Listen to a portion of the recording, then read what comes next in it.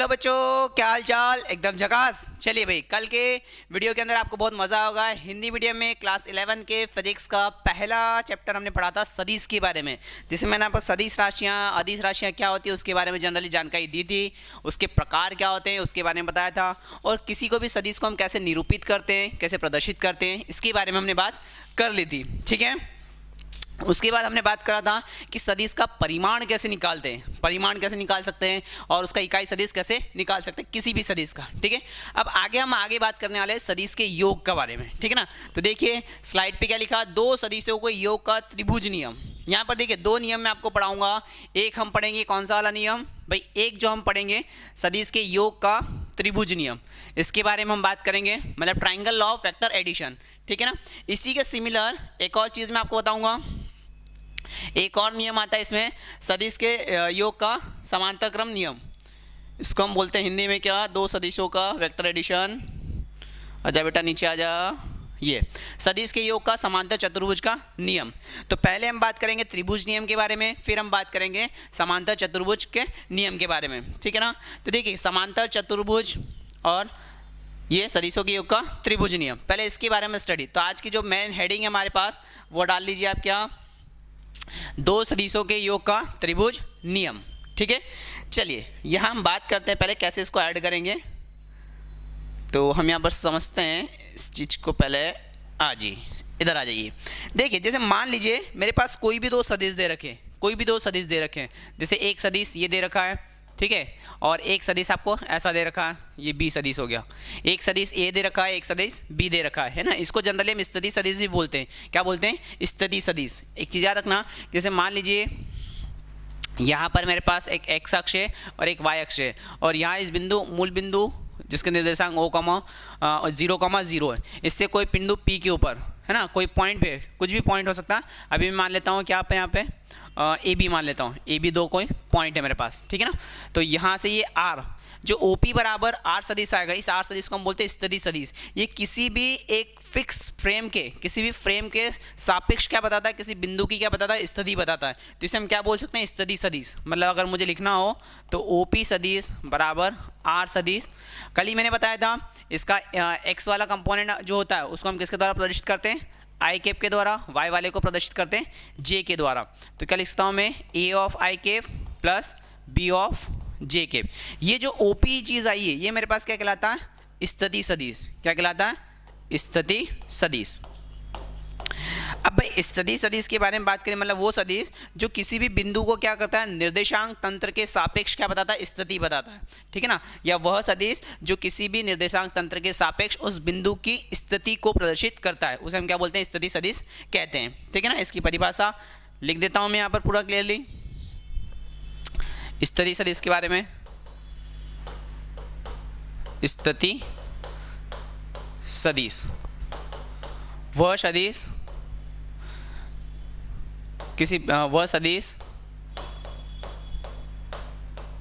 सदिश जो निर्देशांक तंत्र, ब्रैकेट में लिख लेना, मूल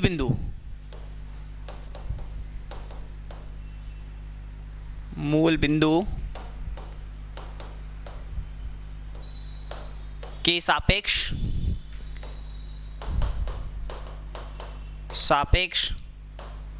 है ना, किसी बिंदु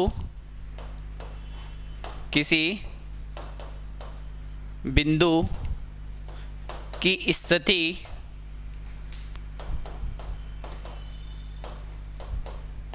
को प्रदर्शित करता है, स्थिति सदिश कहलाता है। इसका डायग्राम भी नीचे बना लीजिएगा। अभी जो मैंने प्रीवियस में बना रखा है यही बना देता हूँ। जैसे इस बिंदु के सापेक्ष बिंदु P था, इसके निर्देशांक मैंने मान लिए ए कॉमा बी माने थे ना, वही लिख लेते हैं हम। ए का मतलब ये जो एक्स में और बी वाला किस में, वाई में। ये आपका एक्स अक्ष आई कैप के द्वारा, जी के द्वारा, ये बिंदु ओ यहाँ से लेके ये आर। तो क्या लिखेंगे, ओपी जो कहलाता है वो क्या कहलाता है, स्थिति सदिश कहलाता है।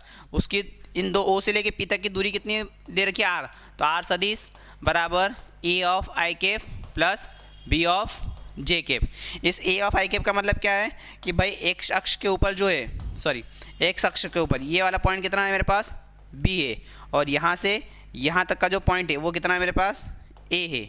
अगर पाइथागोरस थ्योरम 10 क्लास में हम पढ़ के आए तो ए का स्क्वायर प्लस बी का स्क्वायर, तो इसका परिमाण कितना हो जाएगा, कल परिमाण निकालना सिखाया था मैंने, रूट के अंदर ए का स्क्वायर प्लस बी का स्क्वायर, मतलब ए के कोफिशिएंट का स्क्वायर प्लस बी के कोफिशिएंट का स्क्वायर। तो हेडिंग डाल लें सदिश के बारे में आप लिख लीजिए, ठीक है।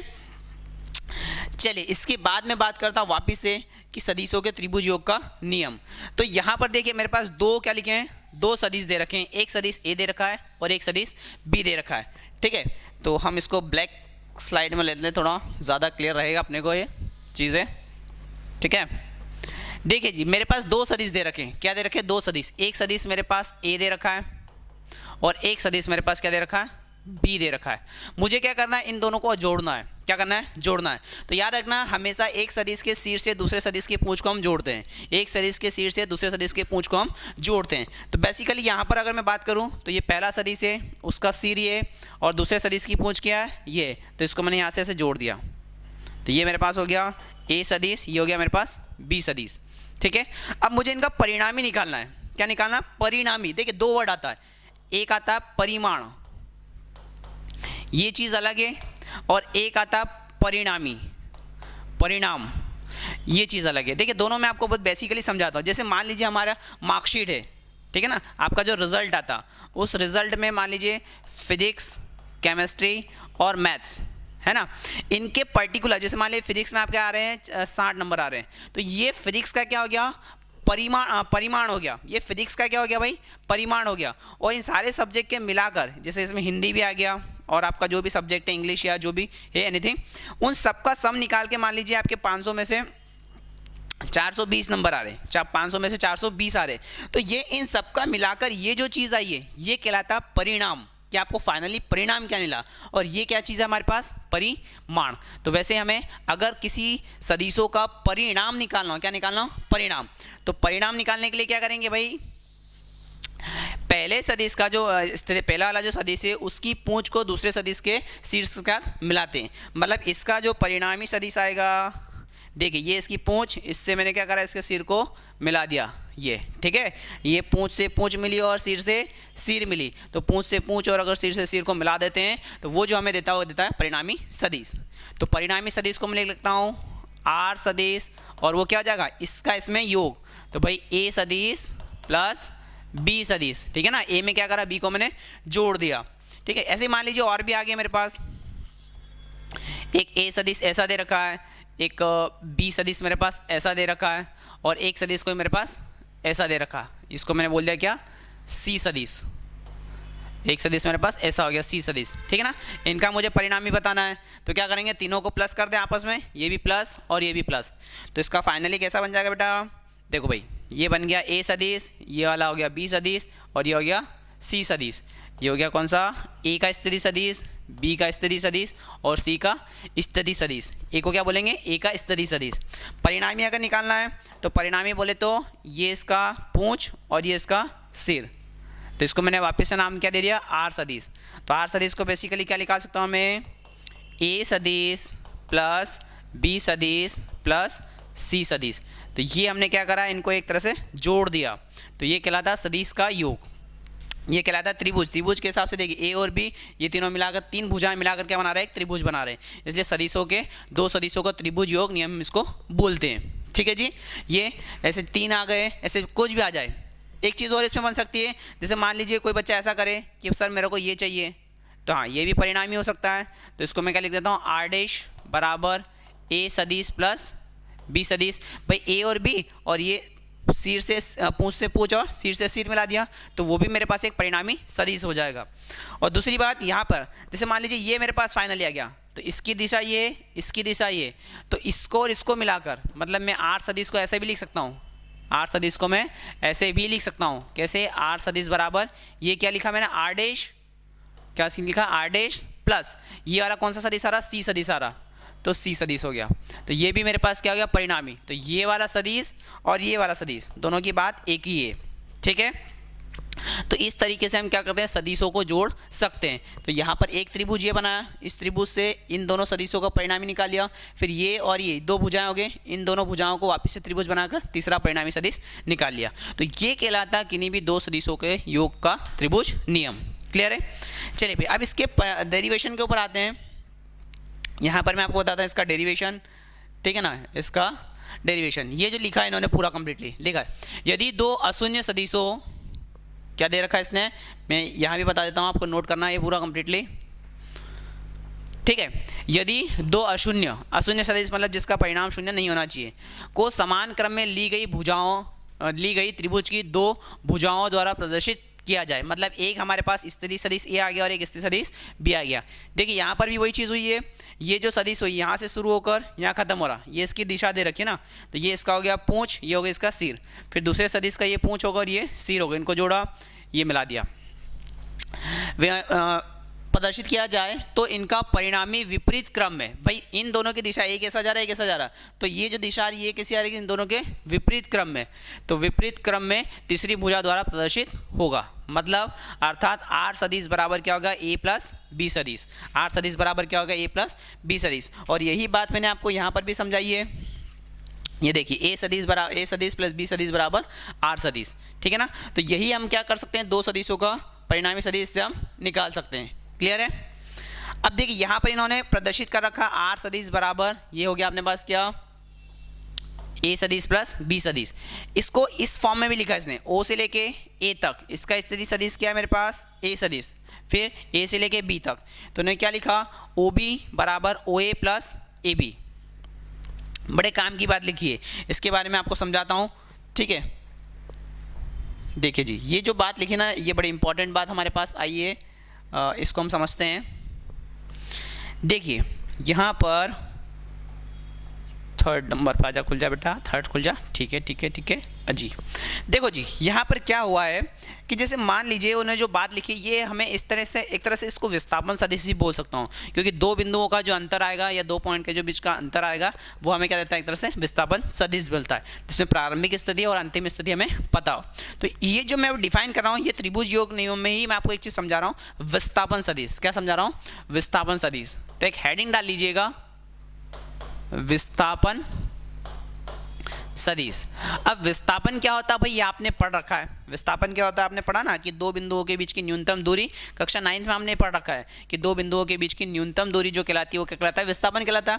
अब यहाँ पर सदिश लग गया, सदिश लग गया मतलब मैंने कल ही बताया था कि जो विस्थापन है वो कैसी राशि, एक सदिश राशि है, तो इसमें दिशा का कहीं ना कहीं रोल तो आएगा जी। तो देखिए यहाँ पर क्या हो रहा है कि अगर मेरे पास एक सदिश ए है ना, मैं उसी पॉइंट को जो पीछे डिस्कस करा उसी को ले लेता हूँ, एक सदिश ए है, इससे ये दूसरा सदिश जुड़ा हुआ है बी सदिश, कौन सा सदिश जुड़ा है, बी सदिश, ठीक है जी। ये इसका स्टार्टिंग बिंदु हो गया ओ, और ये हो गया हमारे पास परिणामी सदिश ये आर सदिश। तो बेसिकली आपने क्या लिखा, स्थिति सदिश के फॉर्म में अगर मैं लिखना चाहूँ तो स्थिति सदिश के रूप में इन्होंने लिखा है क्या, आर सदिश बराबर ए का स्थिति सदिश प्लस बी का स्थिति सदिश। अब देखिए ये जो ओ है, ये जो ओ बिंदु दे रखा है, इसको मैंने मान लिया मूल बिंदु, क्या मान लिया, मूल बिंदु। इसके फॉर्म में लिखूं तो ये मेरा ए पॉइंट हो गया, ये मेरा बी पॉइंट हो गया, त्रिभुज की भुजाओं वाला।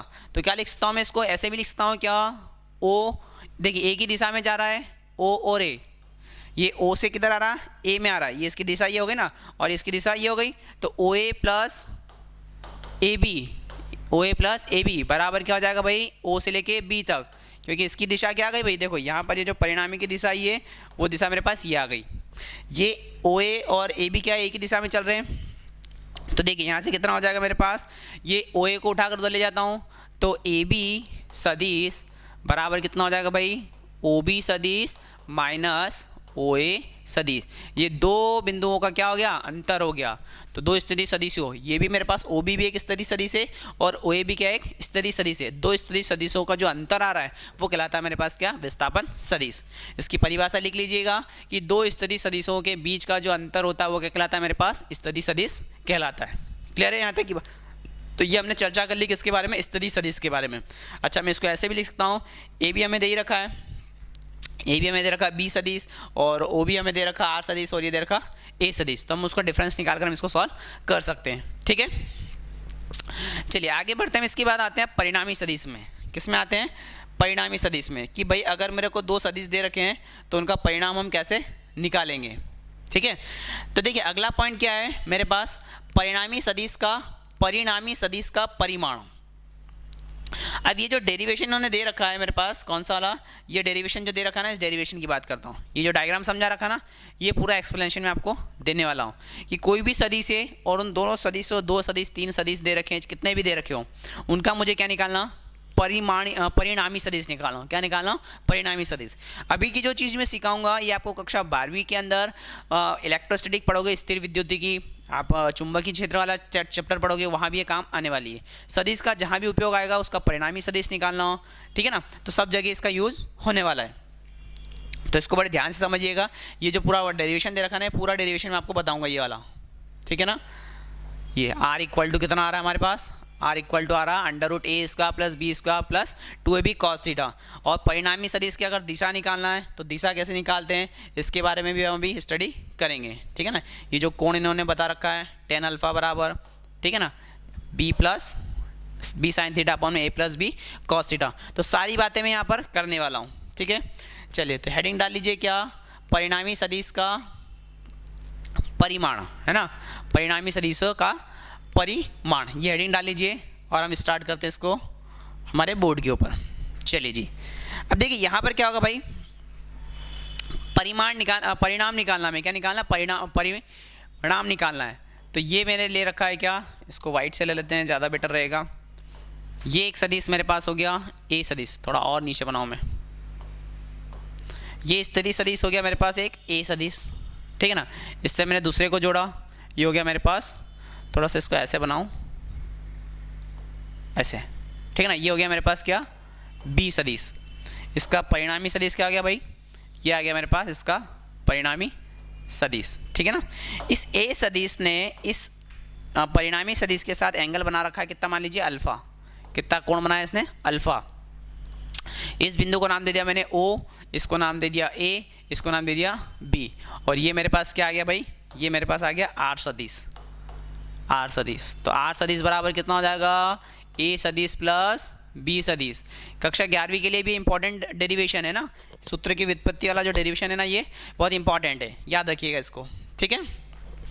एक सेकेंड,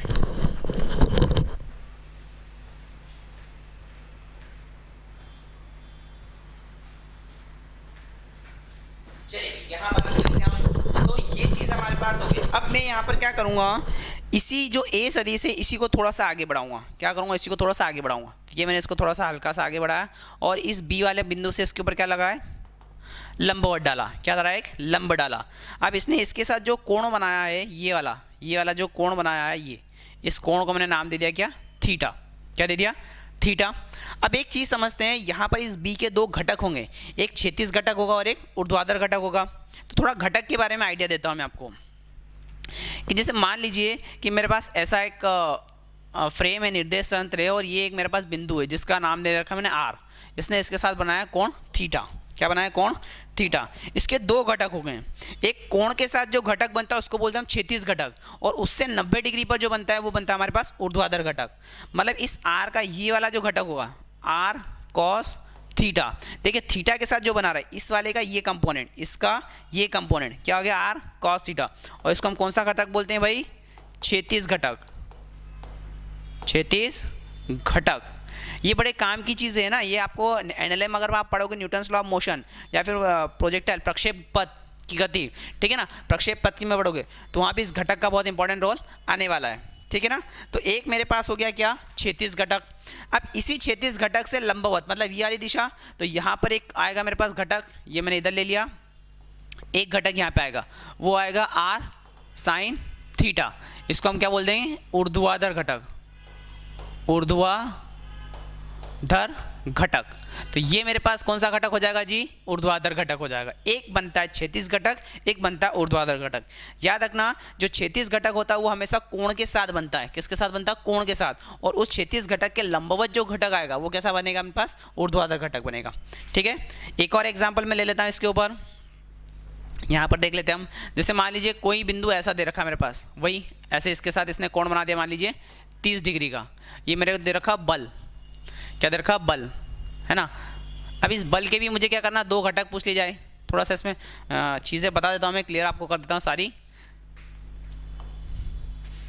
ये इसके साथ इसने ऐसा कोण बना दिया, ये 30 डिग्री का, और इस दिशा में क्या बल है। इसके मुझे दो घटक निकालना है, ठीक है ना। परिणामी जो जा रहा है, परिणामी मेरा इधर जा रहा है, तो इसके भी दो घटक होंगे। दो घटक कौन से, एक क्षैतिज वाला घटक, ये वाला घटक, तो ये कितना हो जाएगा एफ कॉस 30 डिग्री। याद रखना क्षैतिज वाले में हमेशा क्या आएगा, कॉस आएगा, और ऊर्ध्वाधर वाले में क्या आएगा, साइन आएगा, ठीक है ना। और इसी का ऊर्ध्वाधर घटक क्या हो जाएगा, साइन, तो ये हो जाएगा एफ साइन 30 डिग्री, ठीक है। इसके दो घटक हो गए। अगर कोण हमें ऐसा दे दिया जाए कि एक परिणामी सदिश इधर आ रहा है, मान लीजिए मैंने दूरी का मान लिया, इस दूरी ने इसके साथ कोण कितना बनाया, 30 डिग्री बना रखा है, इसके साथ भी कितना बना रखा है, 30 डिग्री। अब इसके भी दो घटक होंगे, परिणामी सदिश आपका इधर आ रहा है, तो इसका क्षैतिज घटक क्या हो जाएगा, इसका इस कोण के साथ ये वाला घटक, ये वाला घटक कितना हो जाएगा भाई, आर कॉस 30 डिग्री। अब इसका देखिए परिणामी इधर आ रहा है, तो एक घटक इधर बनेगा और एक घटक का बनेगा बी नीचे, क्योंकि इन दोनों घटकों के बीच में ही क्या आना चाहिए, परिणामी घटक आना चाहिए। हाँ, इसका ऐसा नहीं होगा, मैं बता देता हूँ आपको कि इसमें ऐसी टर्म नहीं होगी कि इसका एक घटक तो आपने यहाँ बना दिया आर कॉस 30 और एक घटक आपने यहाँ ऊपर बना दिया आर साइन 30। बच्चों को दिमाग लगता है कि भाई ये इसके लंबवत तो आर साइन 30 ये होगा, ठीक है ना, ये इस टाइप से हो जाएगा, तो ऐसा नहीं होगा। जो परिणामी आ रहा है, परिणामी क्या चीज़, ये परिणामी है मेरे पास, ये बीच में ही आना चाहिए, इन दोनों के क्या आना चाहिए, तो एक ही हो गया, और एक हमारे पास क्या हो जाएगा आर साइन 30, तो आर साइन 30 का मान किधर आएगा, नीचे आएगा ना, ये नीचे की तरफ आ रहा है, ठीक है, ये बात ध्यान रखना। एक और चीज़ इसमें समझाता हूँ, जैसे मान लीजिए कुछ और बातें इसमें करता हूँ, एक टाइप का और लेता हूँ मैं, ये दोनों नोट कर लेना। अगर हमारे पास इसका अपोजिट, जैसे अभी तो तीर का निशान क्या दे रहा था मैं, दूर की तरफ ले रहा था, अगर जैसे ये मूल बिंदु है, ये क्षैतिज दिशा हमारे पास, अब कोई परिणामी इधर आ रहा है, इधर की तरफ आ रहा है, ये मूल बिंदु की तरफ आ रहा है, क्या आ रहा है, मूल बिंदु की तरफ आ रहा। अब उसने इसके साथ कोण कितना बना रखा, मान लीजिए थीटा बना रखा। अब इसके घटक क्या होंगे, तो इसका ये वाला जो घटक होगा, ये नीचे वाला क्षैतिज, वो कितना हो जाएगा आपके पास, ये मैंने ले एफ मान लिया, तो एफ कॉस थीटा, तो उसकी दिशा क्या हो गई, ये इधर है तो उसकी दिशा हो जाएगी इधर, और एक परिणामी जो आएगा उसकी दिशा हो जाएगी नीचे, क्योंकि इन दोनों के बीच में क्या आ रहा, परिणामी आ रहा, तो एक घटक आ जाएगा एफ साइन थीटा, ठीक है ना। तो ये कुछ घटक कैसे करते हैं इसके बारे में आपको समझा दिया है। एक क्षैतिज घटक होता है, एक ऊर्ध्वाधर घटक होता है। कोण के साथ बनाओगे तो कॉस वाला बनेगा, और उससे 90 डिग्री वाला जो बनेगा वो क्षैतिज ऊर्ध्वाधर वाला बनेगा, मतलब साइन थीटा उसके साथ आएगा। क्लियर है बात। चलिए जी, वापस आते हैं हमारे टॉपिक के ऊपर, कॉन्सेप्ट के ऊपर। तो यहाँ पर मैं इसके दो घटक करूँगा, एक क्षैतिज घटक करूँगा और एक ऊर्ध्वाधर घटक करूँगा, ठीक है ना। तो इस बी का क्षैतिज घटक मतलब ये वाला घटक, ये कितना हो जाएगा भाई मेरे पास, ये ओ हो गया, ये ए हो गया, इस पॉइंट को नाम देता हूँ मैं क्या, सी नाम देता हूँ, क्या देता हूँ, सी नाम देता हूँ। तो ये कितना हो जाएगा मेरे पास, बी कॉस थीटा, और ये जो आ जाएगा ये पूरा कितना हो जाएगा, बी साइन थीटा, क्योंकि ये मेरे पास कौन सा घटक हो गया, ऊर्ध्वाधर घटक हो गया। कौन सा घटक हो गया मेरे पास, ये ऊर्ध्वाधर घटक हो गया, ठीक है। एक आ गया बी कॉस थीटा और एक आ गया बी साइन थीटा। अब ध्यान से देखो, तो यहाँ से लेके ये बिंदु ओ से लेके ये सी और सी से लेके ए, ये मेरे पास क्या बन रहा है, समकोण त्रिभुज बन रहा है। क्या बन रहा है, समकोण त्रिभुज। तो समकोण त्रिभुज में हम क्या लिख सकते हैं, पाइथागोरस थ्योरम लगा सकते हैं। क्या लगा सकते हैं, पाइथागोरस थ्योरम। देखिए यही सारी बातें इस स्लाइड में भी दे रखी है, यही सारी बातें जो मैं आपको समझा रहा ना, ये इन्होंने करा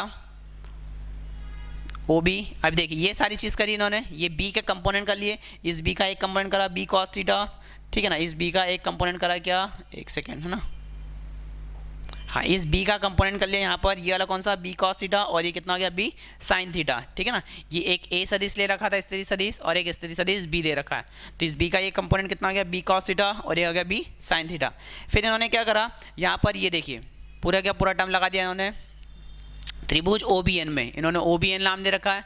तो यहाँ पर इस वाली भुजा का स्क्वायर, ये हो गया आपके पास क्या, इसको बोलते हैं हम कर्ण, क्या बोलते हैं, कर्ण। ये हो गया मेरे पास क्या, लंब, और ये क्या हो जाएगा मेरे पास, आधार। ये पूरी भुजा क्या है, आधार, ठीक है ना, क्योंकि कोण मेरे पास क्या बना था ये, तो कोण के सामने वाली जो भुजा होती है, ये वाली भुजा, ये क्या कहलाती है मेरे पास, लंब कहलाती है और ये वाली क्या कहलाती है, कर्ण कहलाती है। तो पाइथागोरस थ्योरम से क्या हो जाएगा कि आधार का स्क्वायर प्लस लंब का स्क्वायर बराबर कर्ण का स्क्वायर। तो उसको इन्होंने आगे लेके सॉल्व कर रखा है, ठीक है ना। तो देखिए हम हमारी वापस स्लाइड पर आते हैं। तो यहाँ पर कितना आ गया भाई, ये पूरी जो लंबाई आएगी मेरे पास, ये इसको क्या लिखूंगा, एक तो इसका परिमाण मतलब a plus B cos theta, कहाँ तक की दिशा आ जाएगी, ये o से लेके c तक की, और ये कितना आ गया b साइन थीटा।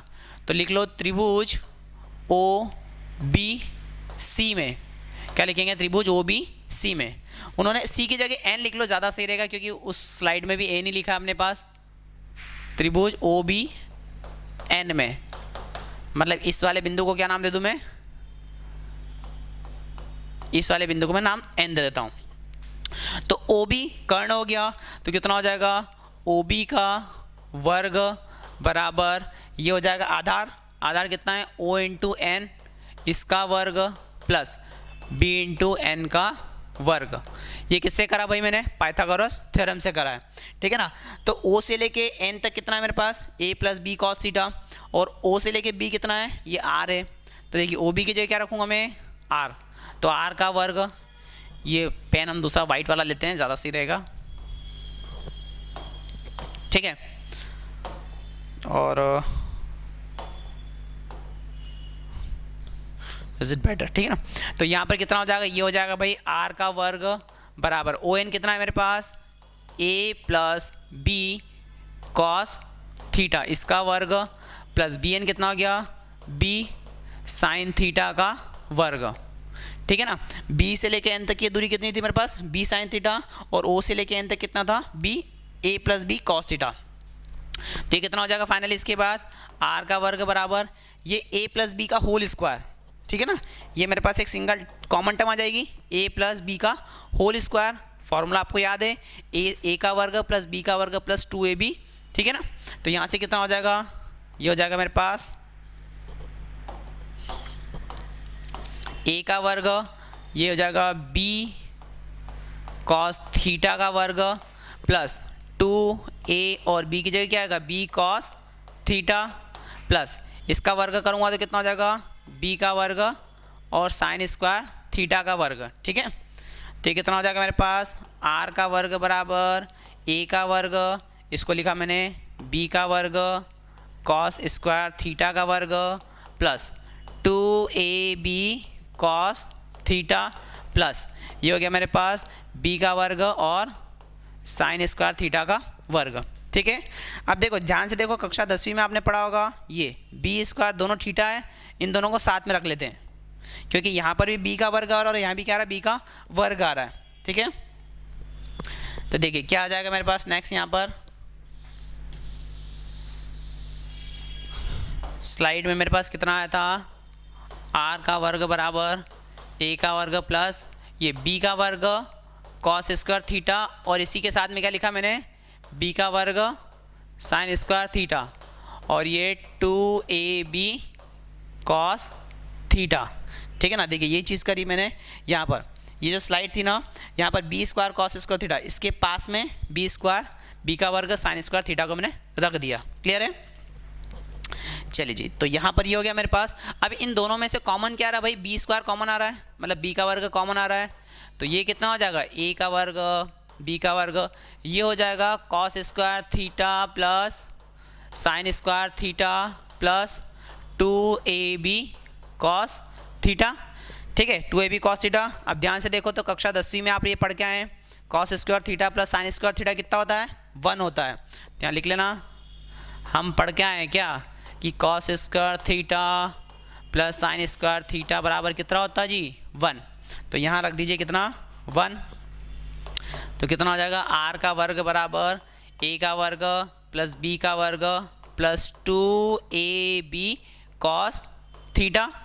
यहाँ इसका वर्ग हटाऊंगा तो क्या लग जाएगी, इस पर करनी लग जाएगी। तो देखिए वर्ग हटाया तो क्या लग गई, करनी। तो ये करनी के अंदर कितना हो जाएगा भाई, ये हो जाएगा a का वर्ग प्लस b का वर्ग प्लस 2ab कॉस थीटा, कितना आ जाएगा, 2ab कॉस थीटा। तो ये आ गया मेरे पास क्या, परिणामी। r बराबर कितना हो गया, करनी के अंदर a का वर्ग प्लस b का वर्ग प्लस 2ab cos थीटा। तो कोई भी सदिश अगर किसी कोण पर है तो उनका परिणामी अगर निकालना, परिणामी है ना, ये क्या चीज़ है, परिणामी।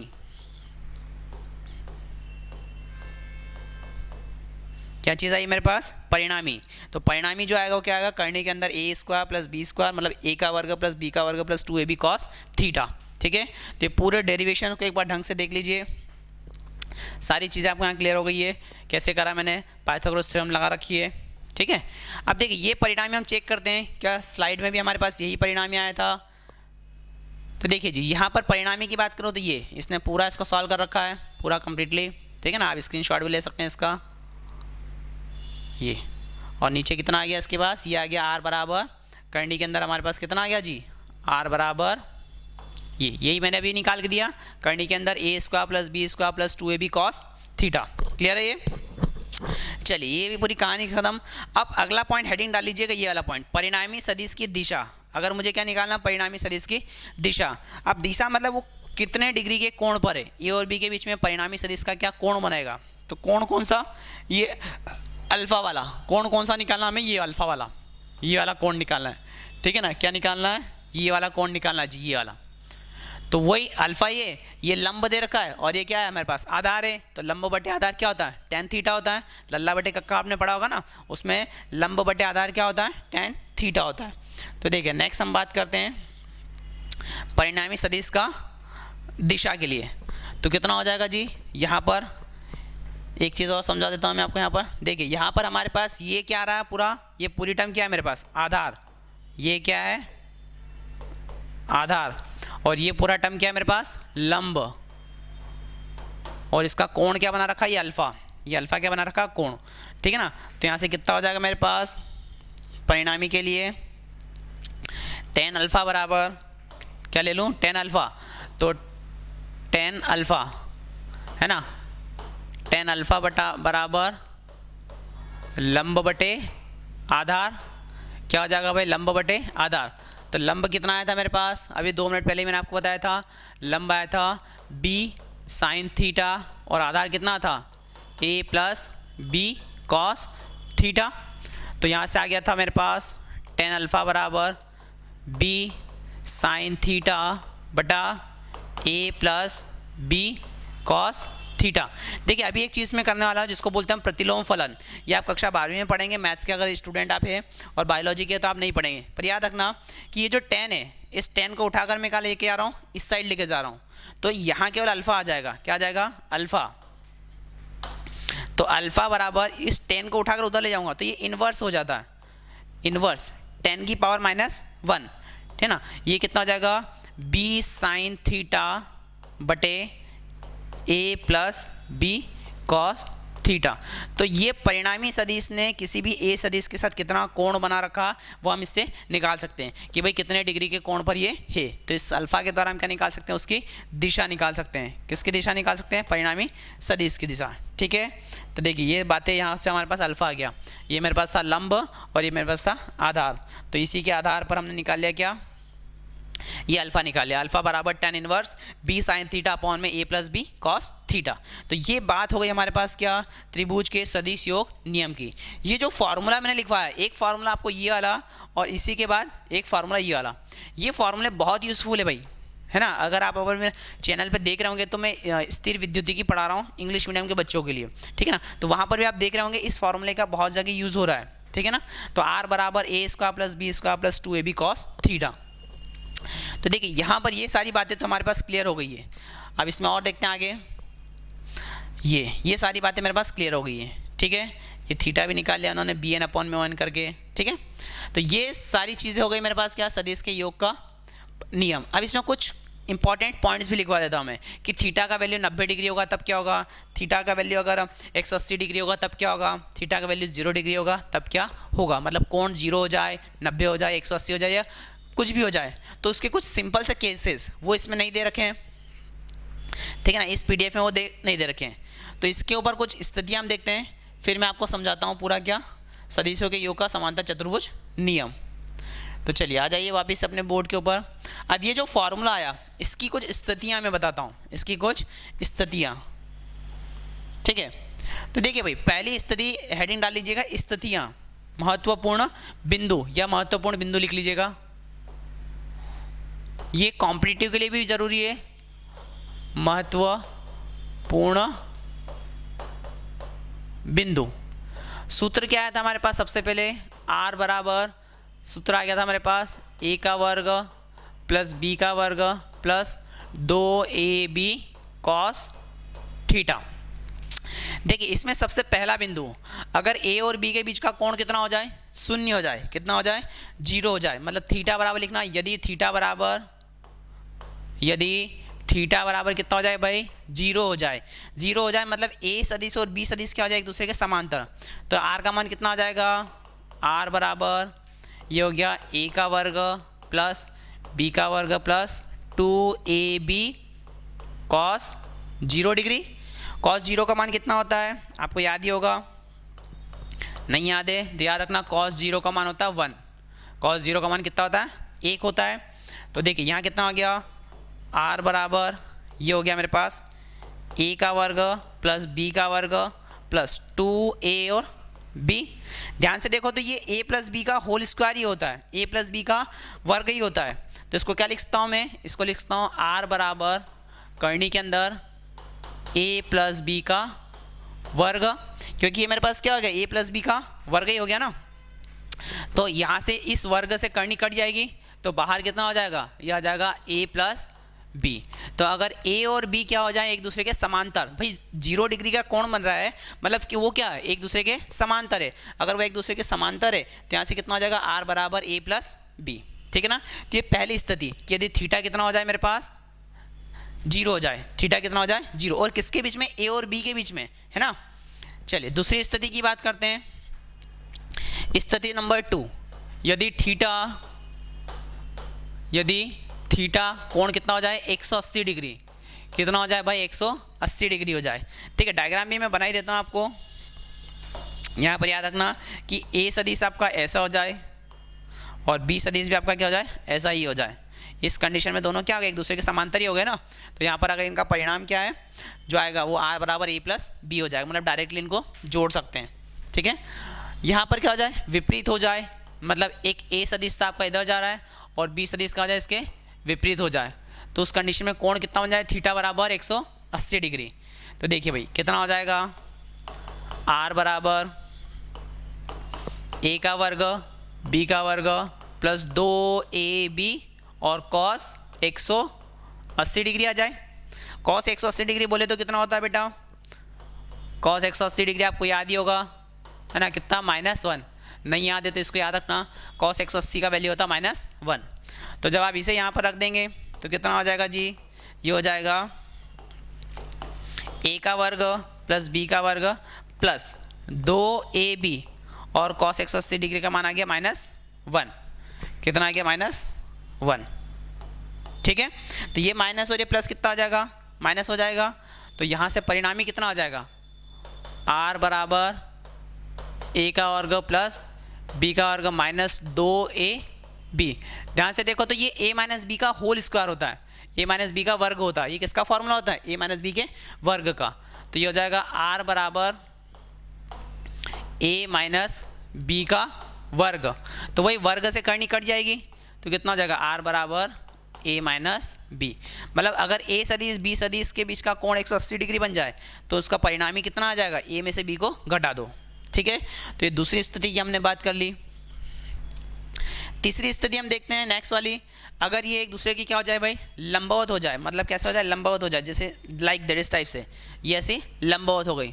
ठीक है ना, अब पहले मैंने ये स्थिति की बात कर ली, फिर उसके बाद ये ऐसी समांतर हो गई, दोनों एक जैसे हो गए, और फिर अब क्या हो गया, एक दूसरे के लंबवत हो जाए। तो अगर लंबवत हो जाते हैं तो तीसरी स्थिति, यदि थीटा कितना आ जाए भाई, 90 डिग्री आ जाए, किसके बीच में, a और b के बीच में थीटा कितना आ जाए, 90 डिग्री। डायग्राम क्या बन जाएगा इसके बीच में, इसका a हमारे पास ऐसा हो जाए, a सदिश, और b सदिश का हो जाए ऐसा हो जाए। तो इसका जो परिणामी सदिश आएगा वो हो जाए मेरे पास r सदिश यहाँ पर, और ये जो कोण बन रहा है वो a और b के बीच का कोण थीटा कितना हो जाए, 90 डिग्री हो जाए। इस स्थिति में r कितना आएगा, r बराबर हो जाएगा हमारे पास a का वर्ग b का वर्ग प्लस 2ab कॉस 90, और कॉस 90 का मान कितना होता है बेटा 0, कॉस 90 कितना होता है 0 होता है।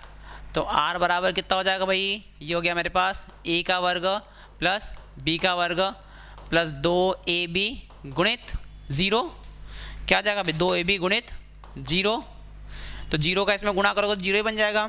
तो r का मान कितना हो जाएगा जी, ये हो जाएगा a का वर्ग प्लस b का वर्ग। मतलब अगर दोनों एक दूसरे के क्या हो गए लंबवत हो गए तो सीधा उनका अंडर रूट करके निकाल लीजिए, इसको वर्ग करके जोड़ दीजिए। तो आप परिणामी कितना आ जाएगा, दो सदिशों का r बराबर a का वर्ग प्लस b का वर्ग, ठीक है ना। तो ये तीनों स्थितियां मैंने आपको बता दी है।